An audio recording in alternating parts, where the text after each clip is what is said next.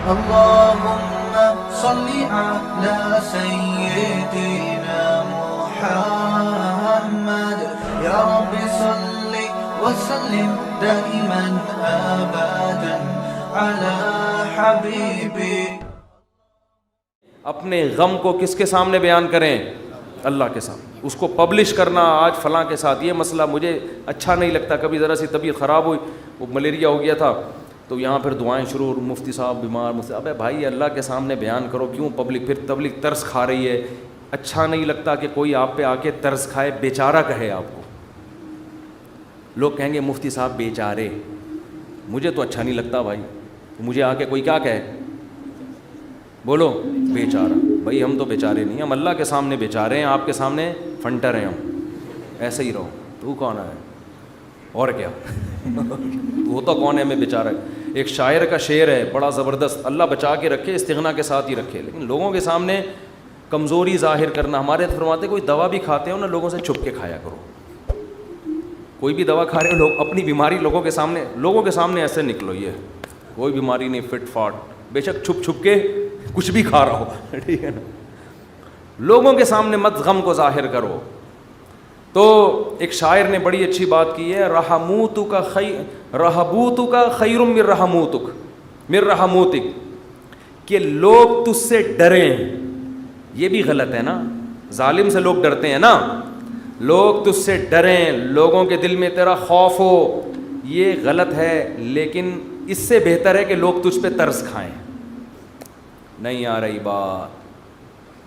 دیکھو دو غلط چیزیں ہیں, لوگ آپ سے ڈریں, یہ بھی کیا ہے, غلط. یہ تو ظالم ہونے کی علامت ہے نا, ظلم کر رہے ہو آپ, لوگوں کو ڈرا رہے ہو.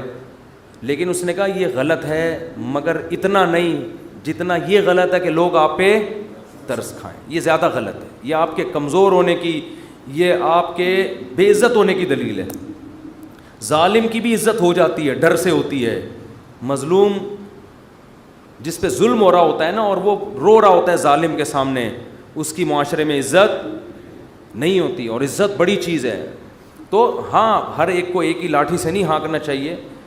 ایک حد تک لوگ برداشت کرتے ہیں, اس کے بعد انسان کے حوصلے پست ہو جاتے ہیں. تو اس لیے ان چیزوں کا معمول ختم کریں. لوگوں کے سامنے مت بتائے کریں یہ ہو گیا فلان ہو گیا. اللہ کے سامنے روئے انسان, اللہ کے سامنے اپنی حاجت.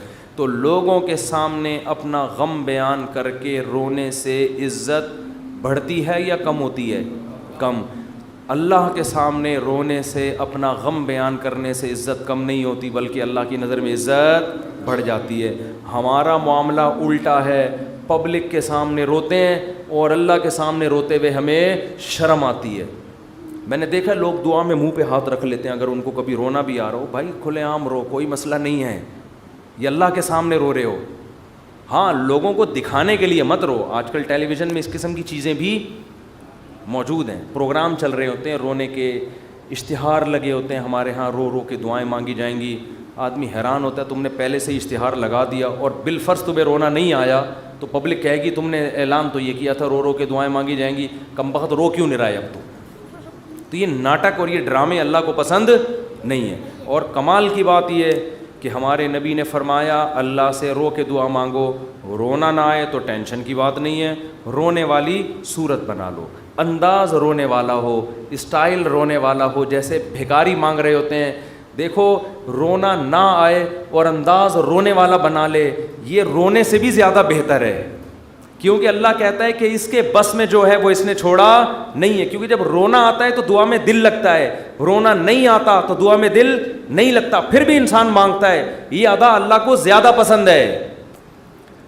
بہت مشکل ہے بات سمجھانا. بہت آج کل لوگ کہتے ہیں نا عبادت میں دل ہی نہیں لگ رہا. ارے عبادت میں دل لگے گا تو وہ تو مزہ آئے گا نا عبادت میں.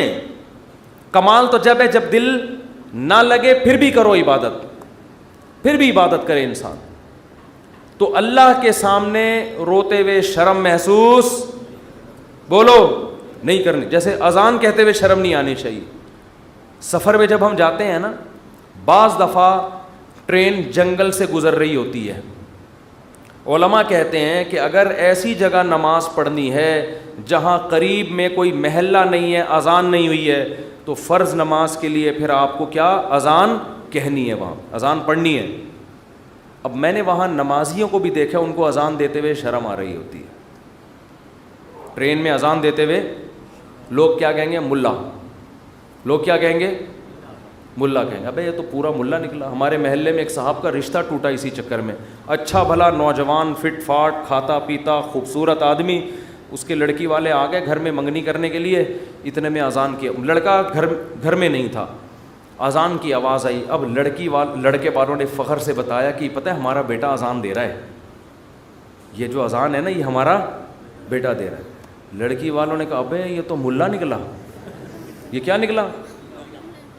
یہ سچا واقعہ بتا رہا ہوں. اس بیس پہ انہوں نے رشتہ توڑ دیا. تو کل قیامت میں پتہ چلے گا بھائی, اللہ کہے گا جاؤ ان لبرل لوگوں کے ساتھ اسی جہنم کی آگ میں جاؤ. وَإِذَا نَادَيْتُمْ إِلَى الصَّلَاةِ اتَّخَذُوهَا هُزُوًا وَلَعِبًا. قرآن کہتا ہے جب تم اذان دیتے ہو تو یہود و نصارہ اس اذان کا مذاق اڑاتے ہیں. تو اللہ کا نام آسمانوں میں بلند کرتے ہوئے ہمیں شرم محسوس نہیں کرنی چاہیے. اس لیے کبھی جنگل میں, ٹرین میں, جہاں ٹرین اگر اسٹیشن پہ ہے تو اذان کی ضرورت نہیں ہے, لیکن اگر جنگل میں ہے اور آپ نے فرض نماز پڑھنی ہے تو ایسے ٹرخانے والے طریقے سے نماز نہ پڑھا کرو, بلکہ پراپر طریقے سے کھڑے ہو کر قبلہ تلاش کرو کدھر ہے, پراپر طریقے سے اذان دو. اس میں اگر شرم آ رہی ہے تو اور زیادہ دو, ٹھیک ہے نا. اللہ کو بتاؤ کہ اللہ ان کمبختوں کو نماز چھوڑتے ہوئے شرم نہیں آ رہی, تو مجھے تیرا نام بلند کرتے ہوئے شرم کیوں آئے گی؟ اذان بہت بڑی عبادت ہے, اللہ کی کبریائی آسمانوں میں بلند ہوتی ہے. اور ایک بات اذان پہ آئی ہے تو یہ بھی بتا دوں, اذانیں بہت لمبی کھینچنا یہ سنت نہیں ہے. آج کل اذان شروع ہوتی ہے اللہ, وہ اتنا کھینچتا ہے اذان کو, اتنا کھینچتا ہے. یہ مد کہیں بھی ثابت نہیں ہے اذان میں. دیکھو اللہ اکبر میں جو الف کی مقدار ہے نا, اللہ, یہ اللہ ہی ہے بس, اللہ نہیں ہے کہیں بھی. تجوید کی روح سے ادھر مد بنتا ہی نہیں ہے. ہاں جب آپ کہتے ہیں حی علی الصلاح تو یہاں مد ہے, صلاح کو کھینچ سکتے ہیں, حی کو نہیں کھینچ سکتے. حی علی الصلاح, لوگ کیا کریں حی علی الصلاح, عجیب عجیب اذانیں ہو رہی ہیں. ایک دفعہ ہم کہیں گئے نماز پڑھنے کے لیے, تو اذان جب شروع ہوئی نا تو وہ کہنے لگے ایسے اسٹائل میں اذان کے, میں ابھی بتاؤں گا تو پھر وہ میم بن جائے گی اس پہ. تو بس وہ خود ہی سوچ لیں. ہم لڑکے بیٹھے تھے, ہم کو ہنسی آنے لگی. ہم نے کہا یہ کیا کر رہے ہیں, پتہ نہیں اذان دے رہے ہیں کیا کر رہے ہیں. ایک امام نماز پڑھا رہے تھے, السلام, پوری نماز صحیح پڑھائی. جب وہ سلام پھرنے لگے تو السلام علیکم ورحمۃ اللہ. ہم نے کہا یار اچھا بھلا السلام علیکم ورحمۃ اللہ پڑھ رہے تھے, السلام علیکم ورحمۃ اللہ کر کے ادھر گھما دیں. عجیب, نہ قرآن سیکھتے ہیں نہ اذان سیکھتے ہیں. جس کو کھڑا کر دو لے جا کے بس وہ شروع کر دیتا ہے. ایک امام کے پیچھے ہم نے نماز پڑھی دیہات میں, وہ پوری سورہ فاتحہ غلط پڑھ رہے تھے لیکن ان کو توئیں پڑھنا آتا تھا. بس انہوں نے نورانی قاعدے میں توئیں کا لفظ اچھی طرح سیکھ لیا تھا. تو ہوتا ہے, یہ تا نہیں ہوتا. باقی کچھ سیکھا نہیں انہوں نے. اب وہ نماز پڑھا الحمدللہ رب العالمین, حمدو کو پڑھ رہے ہیں حمدو, ہم نے برداشت کر لیا. اہدنا الصراط, سواد نہیں نکل رہے, لیکن جہاں تو آئے گی نا کہتے ہیں اہدنا الصراط المستقیم. ٹھیک, ہم کہہ رہے یار پورا غلط پڑھ رہے ہوتے ہیں, لیکن جہاں تویں آتی ہے ایک دم. تو یہ چیزیں سیکھنے کی ہیں بھائی. اتنا موٹا موٹا قرآن یا موٹی موٹی اذان ہر مسلمان کے لیے سیکھنا ضروری ہے. تو اذانوں کو بہت زیادہ کھینچا نہ کریں. ایک تو خلاف سنت بھی ہے, دوسرا لوگوں سے پھر ادب نہیں ہوگا اذان کا. اذان کے وقت خاموش رہنا چاہیے, اذان کو غور سے سننا چاہیے. جب آپ اتنی لمبی کھینچو گے اذان تو پھر کہاں اس کا ادب ہوگا, کافی ٹائم لگ جاتا ہے اس میں. مختصر اذان دیں, مختصر, اللہ اکبر اللہ اکبر, پھر اللہ اکبر, بس اشہد ان لا الہ الا اللہ. لا پہ مد ہے, الہ پہ نہیں ہے. نہیں آ رہی بات. ہم ایسے ہی اذان دیا کرتے تھے. لوگ کہتے ہیں حرم میں اتنی لمبی اذانیں ہو رہی ہیں. وہ حرم کا ماحول ہے, ایک حرم کی ایک برکت ہے, وہاں لمبی اذان ہی تو سننے کے لیے جاتے ہیں لوگ. بہت سے عرب علماء کو اس پہ بھی اشکالات ہیں. بہت سے عرب تو کہتے ہیں یہ حرم میں بھی جو اتنی لمبی ہو رہی ہے یہ خلاف سنت ہے, لیکن وہ تو حرم کا معاملہ ہے, ان کو اپنے حال پہ چھوڑ دو. وہ پھر بھی وہاں مسئلہ یہ ہے کہ وہاں کا تو ماحول ہی ایسا ہے نا. نارملی جب آپ اذان دیں تو اتنی لمبی اذان نہیں ہونی چاہیے کہ لوگوں کے لیے اس وقت خاموش رہنا, اس کا ادب کرنا ایک آزمائش بن جائے. اور پھر اسپیکر اتنے بھاری بھرکم نہیں ہونے چاہیے کہ اس اذان سے لوگوں کے کان کے پردے پھٹنا شروع ہو جائیں. اس سے لوگ پھر ان شاعر اسلام کی عزت کرنے کے بجائے توہین کرنا شروع کر دیتے ہیں. خاص طور پہ غیر مسلم ممالک میں جہاں آپ کو کوئی اذان کی پرمیشن دے دے تو اعتدال سے اذان دیں, ان کے آرام کا خیال رکھیں. تو جلدی سے میں یہ بات کو ختم کروں. دیکھو, دعائیں مانگنے میں شرم اور عار محسوس نہ کرو. اللہ کے سامنے گڑ گڑانے میں شرم اور عار محسوس نہ کرو, اس کا معمول بنا لو. حضرت عمر فرمایا کرتے تھے کہ میری دعا قبول ہو رہی ہے یا نہیں, مجھے اس سے غرض نہیں ہے, مجھے اس سے غرض ہوتی ہے کہ مجھے دعاؤں کی توفیق مل رہی ہے کہ نہیں مل رہی. تو جتنی دعائیں, ڈاکٹر ٹھیک کرے گا, جا مانگ ڈاکٹر سے, میری مرضی میں ٹھیک کروں نہ کروں, لیکن تو نے یہ بتا دیا ہے کہ تو مجھے اپنا محتاج, تو اپنے آپ کو میرا محتاج نہیں سمجھتا. تو نے اپنے عمل سے یہ ثابت کر دیا ہے کہ تو اپنے آپ کو نہیں سمجھتا کہ میں اللہ کا محتاج ہوں. تو نہیں سمجھتا کہ اللہ سب کچھ کر سکتا ہے. اس لیے اللہ کی نظر میں دعا کی ویلیو ہے. اگر آپ کا کوئی مسئلہ اٹکا ہوا ہے اور آپ اس کے اسباب اختیار کرتے ہو, دعا نہیں مانگتے, اللہ کہتے ہیں تیرا یہ خیال ہے کہ مسئلے میں دور نہیں کر سکتا, مسئلے تیرے گورنمنٹ دور کرے گی. تو یہ تکبر ہے جو آپ کو سزا کا ذریعہ بنے گا اور برکتیں چھین لے گا آپ کی زندگی سے. اس لیے قرآن کے الفاظ دیکھو, وقال ربکم ادعونی استجب لکم. اللہ کہتے ہیں کہ مجھ سے دعا مانگو, میں تمہاری دعا کو قبول کروں گا. ٹھیک ہے بھائی, یہ آپشن ہے نا. آپ بتاؤ جب کوئی گورنمنٹ کسی کو کوئی آپشن دیتی ہے یا کوئی بینیفٹس دیتی ہے تو گن پوائنٹ پہ تھوڑی دیتی ہے. بھائی گورنمنٹ نے یہ کہا کہ قرضہ ملے گا بغیر سود کے, غریب لوگوں کو چاہیے اپنا مکان بنائے, یہ کہے گی نا گورنمنٹ. آگے دھمکی تو نہیں دے گی, جس نے قرضہ نہیں لیا نا ہم سے مکان بنانے کے لیے اس کو شوٹ کر دیا جائے گا. ایسی دھمکی دے گی کبھی؟ تو یوں ہی کر دو اگر منہ سے نہیں نکل رہا کچھ. دھمکیاں دے کے کبھی کسی کو کوئی سہولت دی جاتی ہے؟ ہاں, دیہاتی مائیں کرتی ہیں ایسا. کھا, وہ ایک آدمی نے پرینک بنایا کہ انگریزوں کی مائیں اور پاکستانیوں کی مائیں میں کیا فرق ہے, بڑا زبردست تھا. انگریز کی ماں کھانا لا کے رکھ دے گی, کھانا ہے کھا, نہیں تو یہاں سے دفع ہو جا. ٹھیک ہے نا. پاکستانی اور دیہاتی ماں کیا کرے گی, وہ میرا بیٹا کھا لے, یہ میں نے تیرے لیے پکائی ہے بریانی, میں نے تیرے لیے یہ پکایا ہے. پہلے منتیں کرے گی, بچہ نہیں کھائے گا تو دھمکیاں دینے پہ آ جائے گی اس کو, کھا ورنہ میں تھپڑ ماروں گی تیرے کے. بے غیرت, تو نے بنوایا کیوں مجھ سے, یہ مجھے پتہ نہیں ہے. یہ تو نارملی ایسا ہوتا نہیں ہے کہ آپ کسی کو کوئی نعمت دے رہے ہو اور ساتھ میں بندوق نکال کے بولو کہ یہ لو. کسی کو آپ نے ہدیہ دیا, 100 روپے, 1000 روپے, 500 روپے آپ نے کسی کو دیے, یہ آپ کی خدمت میں, وہ کہہ رہے یار میں تو ابھی ضرورت نہیں ہے, آپ کا بڑی نوازش, آپ بندوق نکالو لے. تو یہ ہدیہ رہے گا؟ یہ ہدیہ تھوڑی رہے گا. تو کوئی بھی جب حکومت یا کمپنی کسی کو سہولت دیتی ہے تو وہ گفٹ کو پھر گفٹ ہی قرار دیتی ہے. لیکن اللہ کا اسٹائل یہاں پہ بالکل, انداز بالکل الگ ہے. اللہ کیا کہتے ہیں, مجھ سے مانگو. یہ بینیفٹس مل رہے ہیں نا اللہ کی طرف سے, ہیں بھائی. اللہ کیا کہہ رہے ہیں, مجھ سے مانگو اور میں جو مانگو گے میں وہ تمہیں دوں گا. بس یہ اللہ ٹھیک ہے, ہمیں تو نے بتا دیا کہ ہم مانگیں گے اور تو دے گا, ہمیں یہ بات پتہ چل گئی. اب ہماری مرضی, ہم جب چاہیں تو اس سے مانگے, ہمیں یہ سہولت کا پتہ چل گیا, اب ہماری مرضی, اب ہمارے. کہتے ہیں اٹس اپ ٹو یو, کہتے ہیں نا یہ اب آپ کے اوپر ہے, آپ مانگے یا نہیں مانگے. نہیں, آگے اللہ نے بندوق نکال لی ہے. ٹھیک ہے نا, بندوق نکال لی. اللہ کہتے ہیں ان الذین یستکبرون عن عبادتی, یاد رکھو مجھ سے مانگنے میں تکبر کیا. میں نے تو کہا ہے مانگو, اگر نہیں مانگا کبر سے کام لیا کہ نہیں جی ہم نہیں مانگ رہے, سیدخلون جہنم داخرین, ذلیل کر کے جہنم کی آگ میں پھینک دوں گا. اڑے بھائی اللہ تو ہمیں گفٹ دے رہا ہے دعا کا یا جرمانہ لگا رہا ہے, کیا کر رہا ہے؟ سمجھ میں آنے والی بات. ہے کوئی سمجھ میں آنے والی بات؟ بالکل سمجھ میں نہیں آ رہی ہے.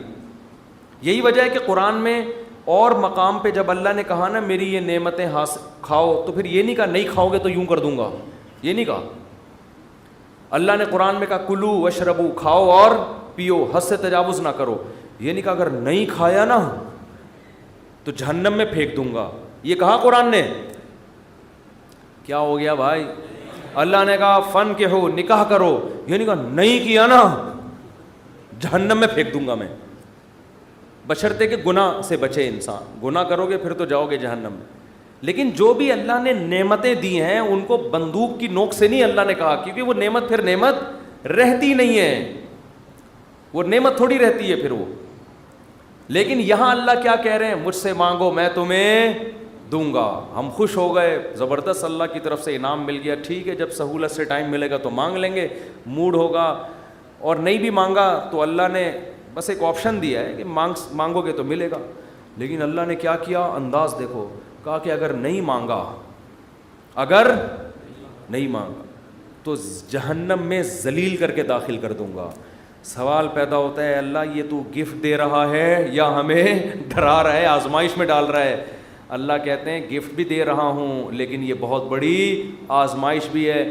کیونکہ اگر کوئی بہت بڑا سیٹ آپ کو ایک خالی چیک دے اور کہے اس پہ پیسے لکھو اور سائن کر دو، اور آپ اس چیک کو اٹھا کے اس کے سامنے ڈسٹ بن میں ڈال دو، اس کا مطلب آپ کا یہ نہیں ہے کہ آپ کو پیسوں کی ضرورت نہیں ہے، آپ کا سیٹ کے بارے میں خیال ہے کہ اس نے جھوٹا چیک دیا ہے، یہ جھوٹ بول رہا ہے، ورنہ کبھی آپ اس کو ڈسٹ بن میں اٹھا کے نہیں پھینکتے. بہت مشکل ہے بات سمجھانا، بہت مشکل.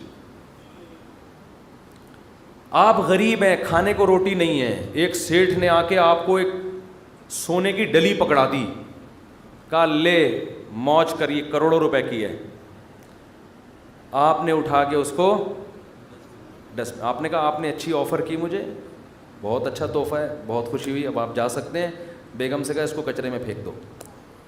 سیٹھ کو پتہ چلے گا نا تو وہ کہے گا بیٹا تو اتنا بڑا سیٹ تو ہے نہیں کہ تجھے اس کی ضرورت نہ ہو، یہ تو میں جانتا ہوں، کھانے کو تیرے پاس روٹی نہیں ہے، یہ جو تو نے اس کو ڈسٹ بن میں پھینکا ہے نا یہ اس کی علامت ہے تو مجھے جھوٹا سمجھتا ہے کہ میں نے تجھے جو سونے کی ڈلی دی ہے وہ سونے کی نہیں ہے، اس پہ سونے کا پانی چڑھا ہوا ہے.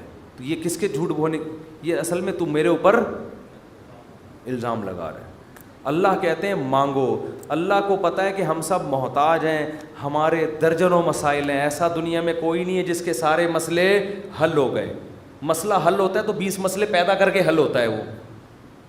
اب دیکھو کتنے مسائل ہیں، کسی کوئی بے روزگار ہے، پیسے نہیں ہیں، پیسے آ گئے تو خطرات بڑھ گئے، ڈکیتی کا خطرہ، پیسے آ گئے تو 10 مسائل کھڑے ہو گئے، اور کوئی مسئلہ کھڑا ہو گیا، گردے کا مسئلہ ٹھیک ہوا، ہارٹ کا پیشنٹ بن گیا، اور 20 قسم کے مسائل ہیں نا. سب کچھ ٹھیک ہے تو پھر بھی سکون نہیں ہے زندگی میں، نیند نہیں آ رہی، نیند کی گولیاں کھا کے سو رہے ہیں. دنیا میں ٹینشن لیس آدمی کوئی بھی نہیں ہے. اب اللہ نے کہا مانگو. اب ہمیں اللہ نے بلینک چیک دے دیا ہے کہ جو لکھو گے میں دے دوں گا تمہیں. آپ نے اللہ کی اس آپشن کو، اللہ کی اس نعمت کو اٹھا کے ڈسٹ بن میں پھینک دیا. آپ ہر ایک کے در پہ جا کے اپنی حاجتیں بیان کرتے ہو، کبھی تھانے میں پہنچے ہوئے ہوتے ہو، کبھی ڈی سی آفس پہنچے ہوئے ہوتے ہو، کبھی ڈی ایس پی کے پاس پہنچے ہوئے ہوتے ہو، کبھی وزیر اعظم سے رابطے کی کوشش میں، کبھی مسجد کے امام سے آ کے کہہ رہے ہوتے چڑیل آ گئی ہے، کوئی دم درود کر کے اس کو بھگا دو گھر سے.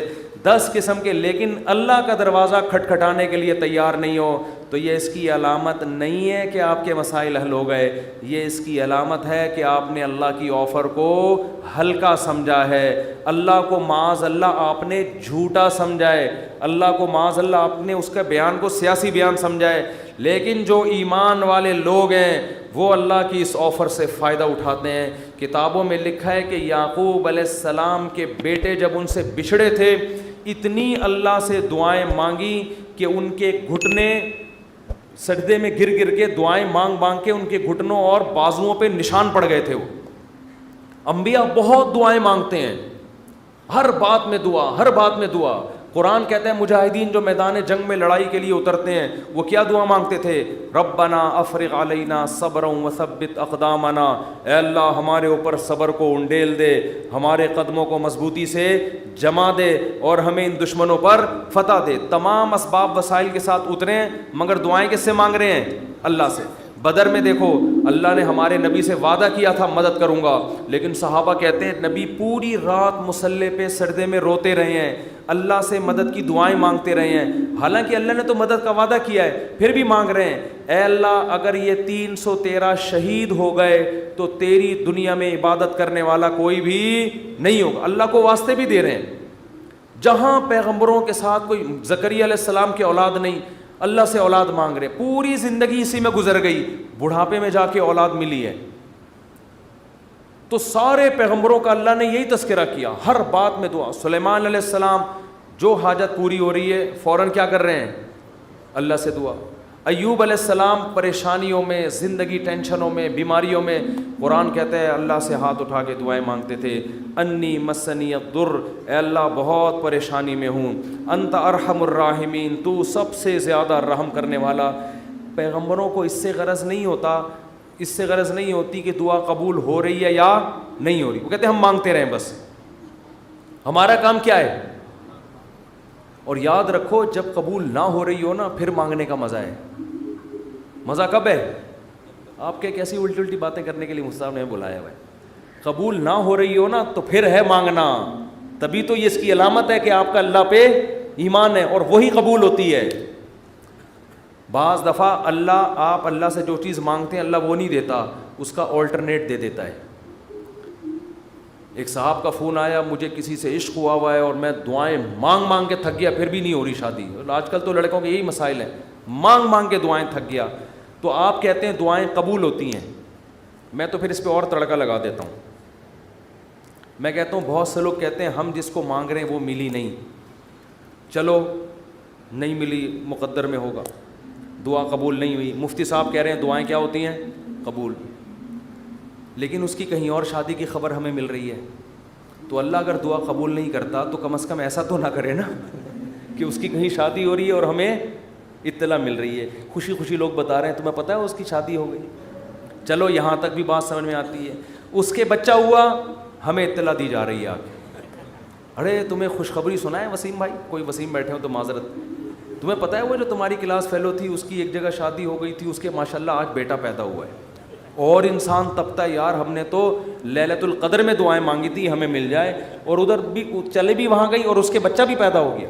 اور تباہی اس وقت آتی ہے جب وہ بچہ سمجھدار ہو کے آپ کو ماموں کہنا شروع کر دے، حقیقت بات جب آپ ان کے گھر جائیں ملنے کے لیے اور وہ آپ کی پرانی گرل فرینڈ بچے کو تعارف کروا رہی ہے، تمہارے ماموں لگتے ہیں یہ رشتے میں، حقیقی تو نہیں ہے لیکن رشتے میں کیا لگتے ہیں؟ ماموں۔ تو آپ کہو گے یار یہ دعائیں قبول ہو رہی ہیں یا کیا ہو رہا ہے؟ تو اس طرح بھی ہوتی ہیں۔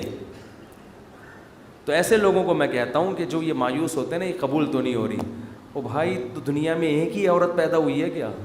اللہ کے علم میں یہ بات تھی کہ وہ تیرے لیے نقصان دہ تھی، ہر چیز تمہارے لیے نہیں ہے۔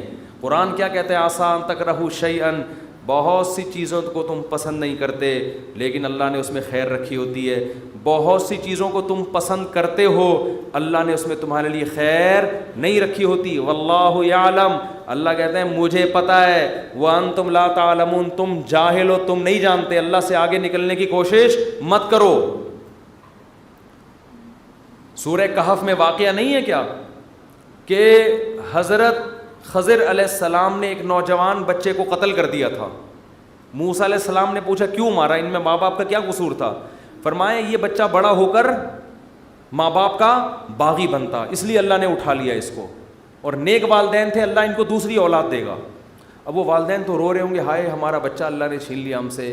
بھئی اللہ کے علم میں یہ بات ہے کہ اس کے کا نعم البدل اللہ تمہیں عطا کرے گا اور وہ ایسا ہوگا جو تمہاری خدمت کرے گا۔ تو ہمیں نہیں پتہ، کچھوں کے اولاد نہیں ہوتی وہ پریشان ہے، ہو کیوں نہیں رہی، اسی میں خیر ہے، کیا بھروسہ کوئی اولاد ہو اور وہ آپ ہی کا سر بجانا شروع کر دے۔ وہ آپ جو جیسا چل رہا ہے اللہ سے اچھی امید رکھو، اے اللہ میرے ساتھ یہی ٹھیک، سر پہ بال اگائیں ٹھیک ہیں، نہیں یوں بولا کرو مجھ پہ ٹنڈ سوٹ کرتی ہے اس لیے اللہ مجھے بال نہیں دے رہا. بہت سے لوگوں کا یہ مسئلہ ہے, بال ہی نہیں اگ رہے, مالشیں کر کر کے, زیتون کی مالشیں, یہ آملہ کھا لیا انہوں نے, لگانے کے بجائے نا کھانا شروع کر دیا انہوں نے, نہیں اگ رہے ہیں. ایسے لوگ ایسے گنجے دنیا میں موجود ہیں. مجھ سے آ کے پوچھ رہے ہوتے ہیں آپ نے کیا کیا ہے جو آپ کے بال اگائے؟ تو بھائی ہر ایک کے نہیں اگیں گے, یہ آزمائش ہے اللہ کی طرف سے. تو اسی میں صبر کرو یار, مر کے کیا ہو جائیں گے, ختم. اسی میں اس پہ روٹیاں پکاؤ. جب ایک بڑا سر ہو نا اور بڑی خوبصورت سی ٹنڈ ہو تو میرا تو دل کرتا ہے اس کو دھوپ میں گرم کر کے اس پہ چپاتیاں مزہ آتا ہے. سر بھی بڑا ہو اور تمیز سے بنا ہوا تو ایک دم ایک ایسا فیل سا ہوتا ہے. خیر یہ تو مزہ, اس پہ ایڈریس لکھ لو, کبھی گم نہیں ہو گیا آپ. تو اگر اللہ نے ٹنڈ دی ہے, بہت سے کام اس ٹنڈ سے لیے جا سکتے ہیں. ایڈریس لکھ دو اس پہ, تو اس کا فائدہ یہ ہوگا کہ کبھی بھی گم نہیں ہوگے. خیر یہ تو میں مذاق کر رہا ہوں, لیکن اللہ نے جو آزمائش مقدر کی ہے, کیا کرو بھائی, صبر. خواتین پریشان ہوتی ہیں, بچے مر جاتے ہیں بعض دفعہ بچپن میں. نبی نے کیا فرمایا, جس عورت کا بچپن میں بچہ مر گیا اور اس نے صبر کیا, میں اس کے لیے جنت کی ضمانت لیتا ہوں. بے صبرے لوگ اللہ کو پسند نہیں ہیں. ہم نے اپنے بچپن میں ایسی عورتیں بھی دیکھی ہیں, جوان بیٹا مر گیا, آنسو نکل رہے ہیں ان کے, میں نے خود اپنی آنکھوں سے دیکھا, آنسو نکل رہے ہیں ماں کے, لیکن اللہ سے کہہ رہی ہے اے اللہ یہ آنسو میرے اختیار میں نہیں ہے اس لیے رو رہی ہوں, کہیں تو مجھے بے صبرے لوگوں میں شامل نہ کر لینا. میں نے ایسی عورتیں دیکھی ہیں بچپن میں, جوان بیٹا مرا ہوا ہے اور ماں رو کے کیا کہہ رہی ہے, اللہ یہ میرے اختیار میں نہیں ہے اس لیے رو رہی ہوں. دیکھو ایسی عورتیں ہوا کرتی تھیں. اب تو چیخنا, چلانا, واویلا کرنا, شور شرابہ, گھروں میں چیزیں اٹھا کے پھینکنا, اس کو سمجھتے ہیں بڑا نیک آدمی ہے یہ دنیا. تو صبر کرنے والے پسند ہیں. مانگتے رہو مانگتے رہو مانگتے رہو, اس چکر میں مت پڑو کہ کون سی قبول ہو رہی ہے کون سی نہیں ہو رہی. ہر چیز اللہ سے مانگے. نبی نے فرمایا جوتے کا تسمہ بھی ٹوٹ جائے تو کس سے مانگو, اللہ سے. اس کا مفہوم پتہ ہے کیا ہے, مطلب یہ کہ لوگوں سے مت مانگو, لوگوں سے مت مانگو. ہر حاجت کس کے سامنے پیش کرنی ہے, اللہ سے. پھر قبول ہو جائے ٹھیک ہے, نہیں ہے تو زیادہ ٹھیک ہے. اور میں نے تو اپنی زندگی میں دیکھا ہے بھائی کہ انسان حقیقت میں اللہ سے گڑ گڑا کے مانگتا ہے نا, دعا قبول ہوتے ہوئے نظر آتی ہے اس کو.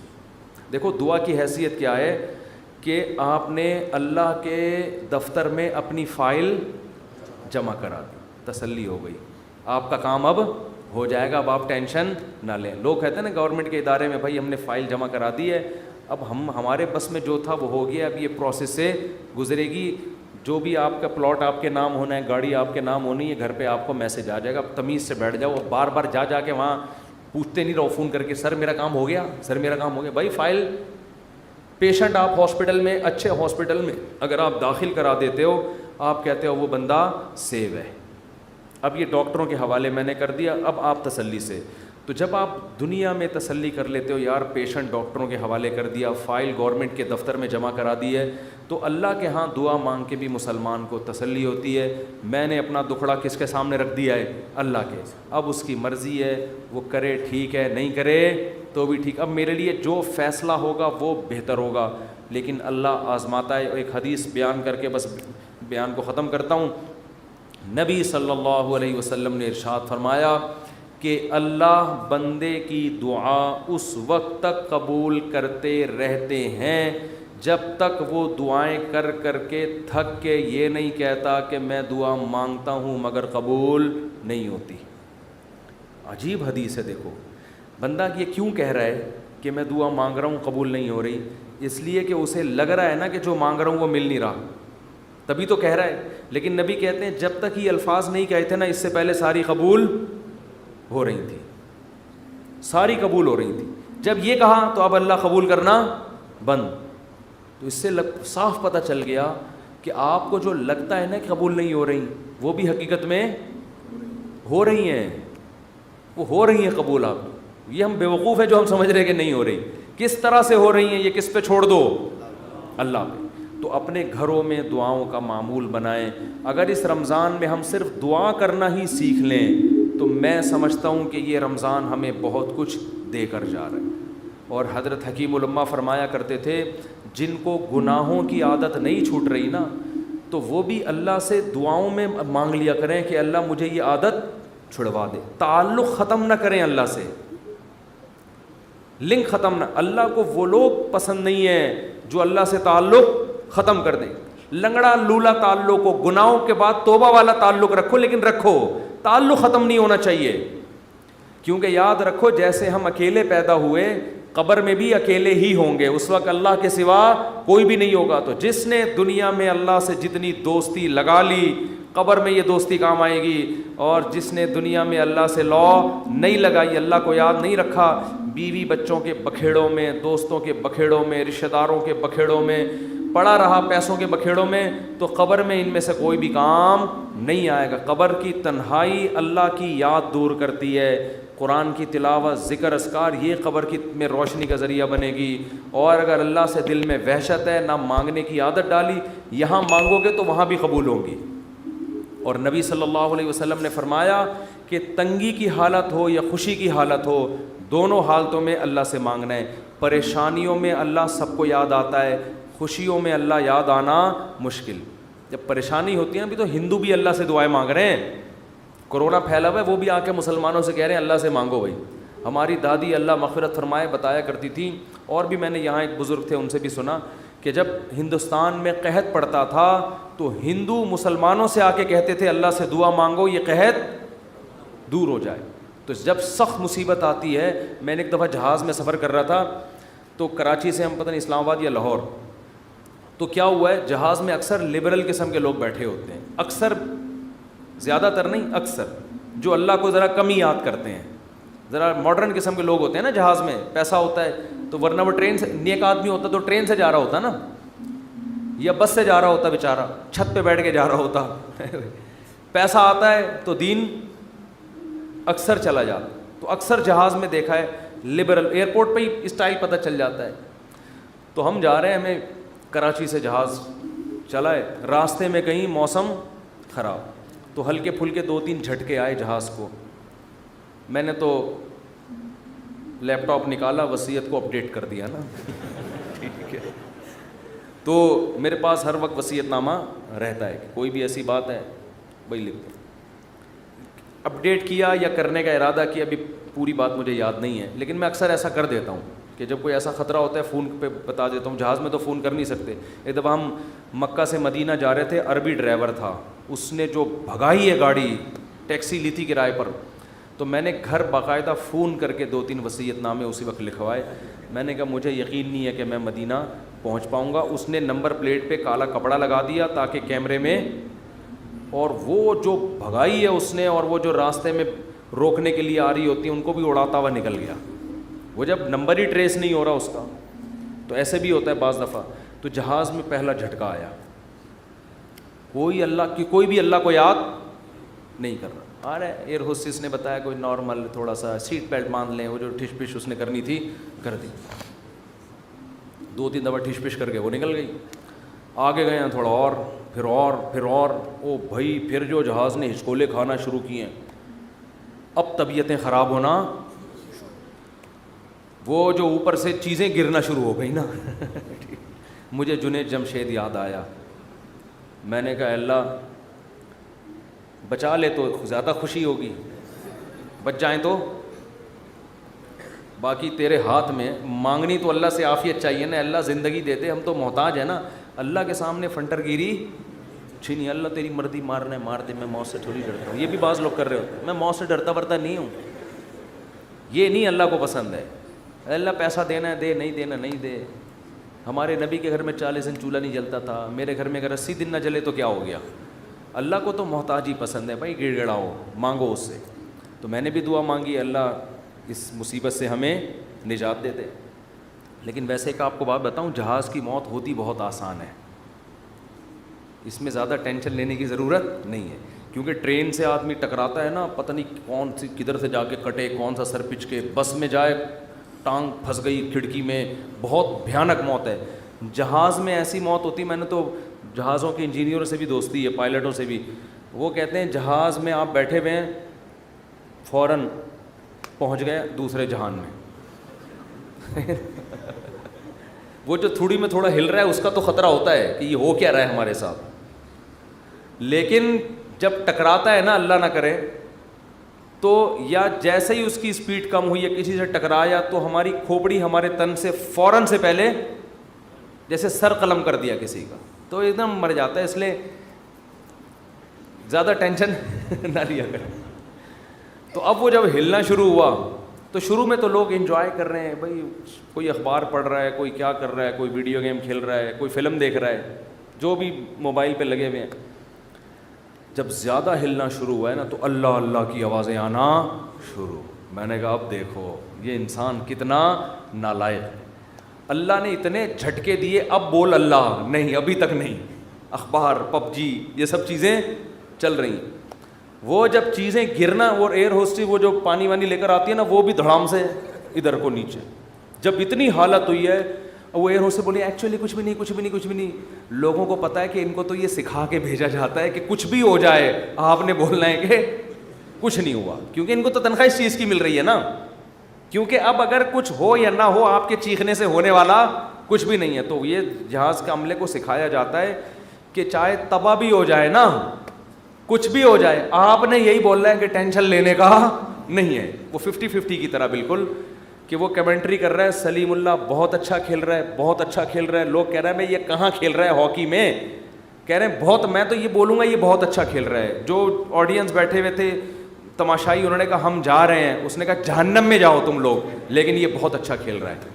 پھر پیچھے دکھایا کہ اس کے کسی نے بندوق رکھی ہوئی ہے, یہاں پہ بندوق رکھی ہوئی ہے. تو ایئر ہوسٹس نے تو یہی بولنا ہے کہ نارمل ہے, کچھ بھی نہیں. اس کو ٹریننگ دی جاتی ہے اس کی, کیونکہ اگر لوگ چیخیں گے چلائیں گے تو پہلے ہی جہاز تباہ ہونے کا خطرہ ہے نا, پائلٹ پہ کو ٹینشن دیں گے لے جا کے.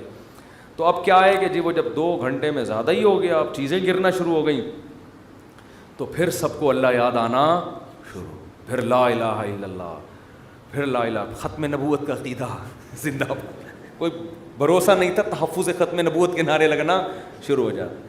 مجھے بڑی برے تو میں نے کہا دیکھو انسان کتنا کمزور ہے, 2 منٹ لگتے ہیں اس کی ہوا نکلنے میں.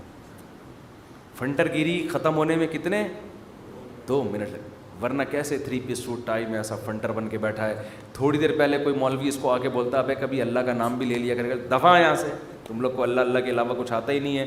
گورا دیکھو کہاں پہنچ گیا چاند پہ, چاند سے بس تھوڑا سا نیچے سے وہ چھلانگے لگا رہا ہے, ٹھیک ہے نا. اور تم کیا اللہ اللہ صبح تسبیح پڑھا کرو, شام کو لا الہ الا اللہ پڑھا کرو, کیا تم لوگوں نے. تو بھائی جب ایک چپت پڑتی ہے تو اچھوں کو بھی اللہ یاد آتا ہے.